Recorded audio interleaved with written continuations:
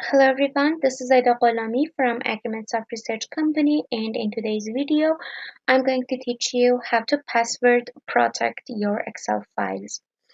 So this actually is so simple and easy. It just has some easy steps to follow, and you can make a password for opening or modifying your Excel files, and that's so useful. So there are two ways. The first one is to go to File, click on Save As, and then um, make a you know a location.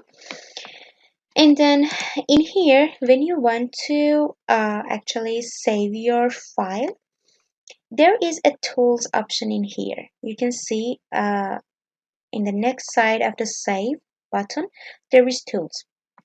So you click on that and a list opens. Go to General Options.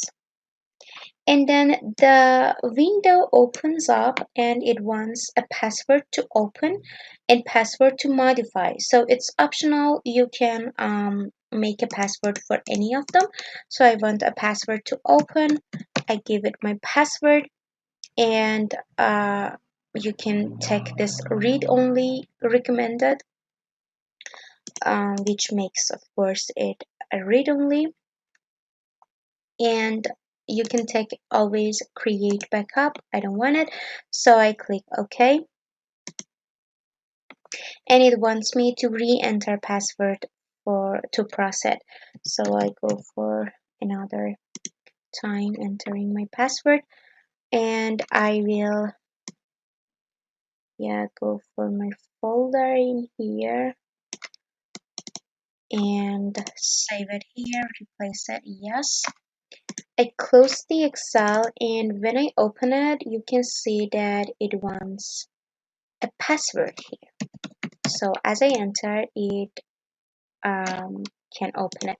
So let's go to actually test this other option that it gave me. So I want to make it read only.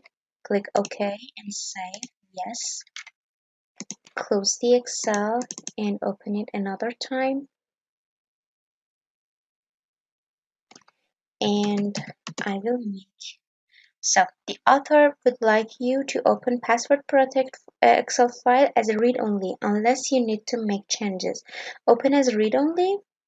So it's now asking, so yes or no. So it recommends to open the Excel read-only. Okay, so that was the first way to go through it, and the second way is through the info. In file you can find this info in here. So you can see there are plenty of options recommended to me. So I go for protect the workbook, and here in the list opens up. You can see always open read only, encrypt with password, protect current sheet, protect workbook structure, restrict access, add a digital signature, mark as final, and these are so much, it gives you a lot options to work with. So here I want to encrypt with password, and again it has my password in its memory. Of course I click OK, and that's protected. So that was my video, that was my content that I wanted to provide you in this video. I hope you learned something new. Please don't forget to give this video a thumb up and subscribe to Microsoft channel. I will see you in the next video, and bye.